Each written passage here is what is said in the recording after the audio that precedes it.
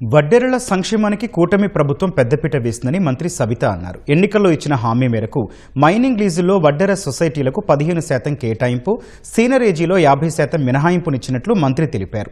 నూతన వడ్డెర సొసైటీల ఏర్పాటుకు ప్రభుత్వం గ్రీన్ సిగ్నల్ ఇచ్చిందన్నారు.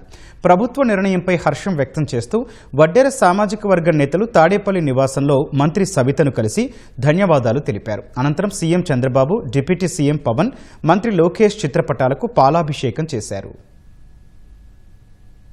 అదే ఏ విధంగా అయితే ఎన్నికల సమయంలో మన వడ్డె సోదరులకు మరి 15% మరి రిజర్వేషన్ కల్పిస్తాం, సీనరీ ఛార్జెస్ లో కూడా 50% మనం ఇస్తామని మాట చెప్పాం. నిన్నటి రోజున మరి మన కేబినెట్ లో కూడా తీర్మానం చేశామన్న విషయాన్ని కూడా మీకు అందరికీ తెలియజేస్తూ ముఖ్యమంత్రి గారు నిన్నటి రోజున కేబినెట్ లో ఒకే విషయం చెప్పారు. ఓన్లీ క్వారీలు 15% ఇవ్వడం కాదు, వారి ప్రతి ఒక్కరి వడ్డీ సోదరులు వ్యాపారవేత్తలుగా మనం మార్చాలి.